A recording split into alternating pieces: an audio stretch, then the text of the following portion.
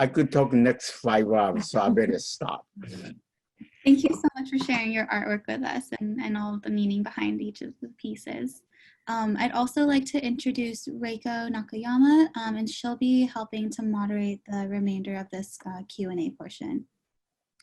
All right, thank you. Thank you, Reverend Tanemori and Elizabeth.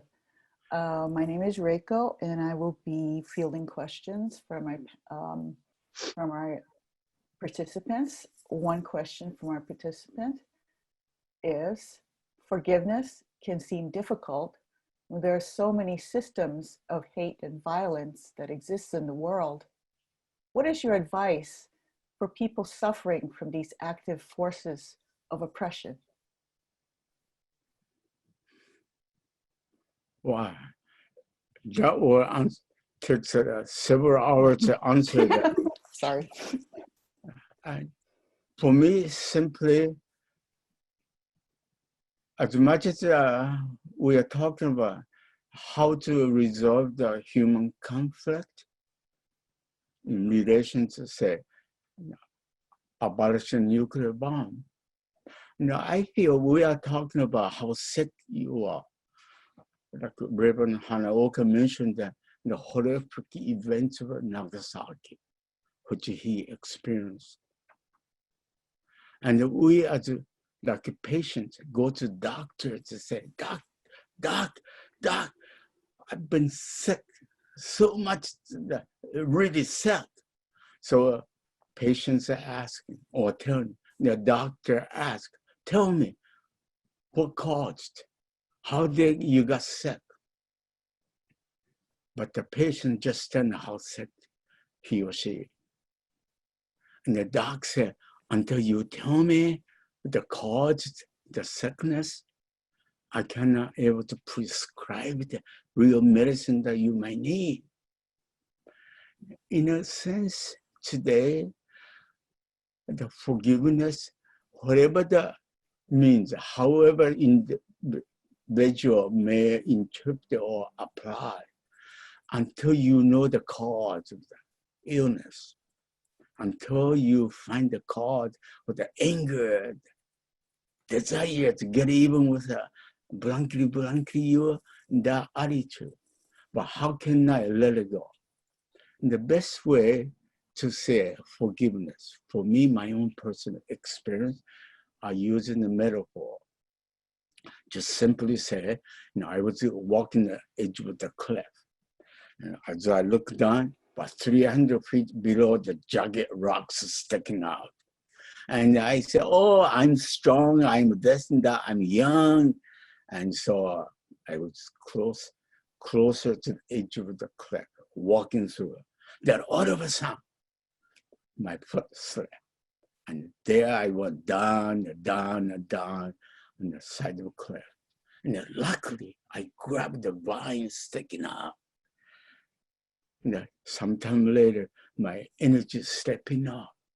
And the only thing I know, I need to climb up, about 150 above. And I try, more energy slipping, the rocks fall in my head. And then I saw the Senbazuru, mighty as 1,000 crane. And it just stretching the wings. He said, hey, Takashi, what are you doing? I said, don't you ever ask any question, just save me. And he said, wow, what a predicament you're in. So anyway, the story goes like that. So finally I said, save me, save me. Crane said, do you believe that I will be able to save you? And I looked at him. His wings stretched 9 feet wide, all that. I said, yeah, I believe you. But he said, meantime, I just trying to climbing up, then I slipping down, and the rocks falling. And so finally said, save me. The crane said, do you really believe that I save you, able to save you? I said, yeah. I believe you, save me. Did you know what the crane said? How stupid thing he said? He said, Takashi, let yourself go.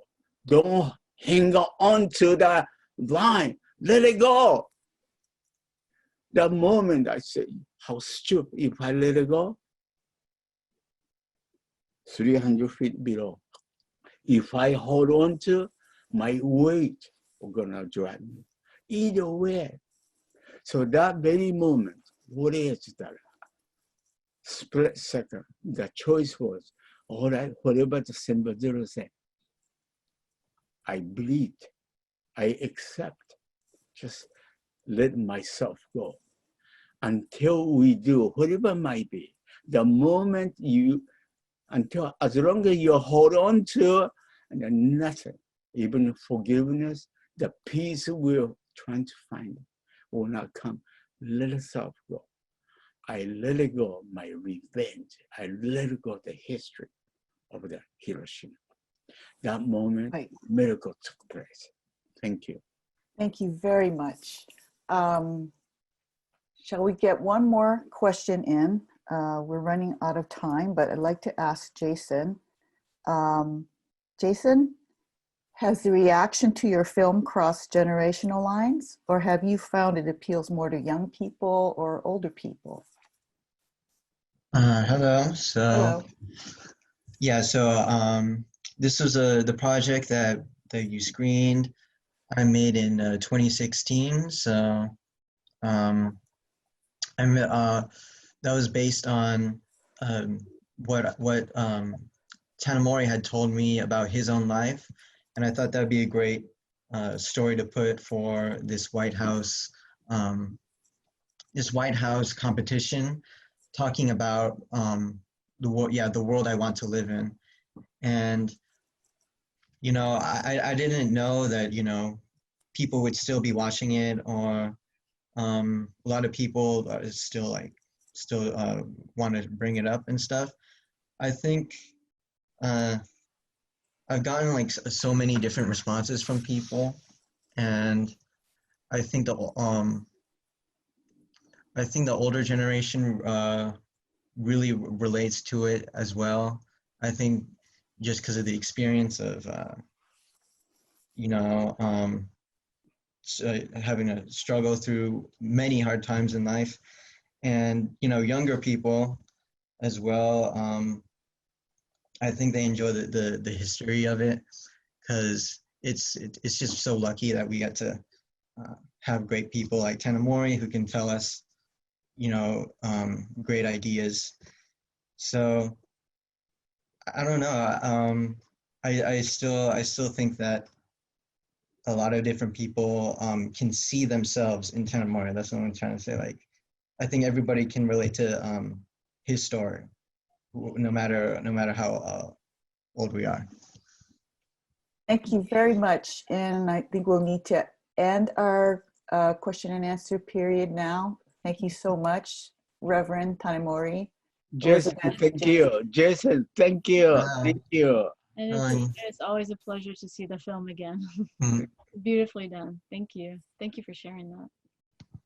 Thank you so much, everyone.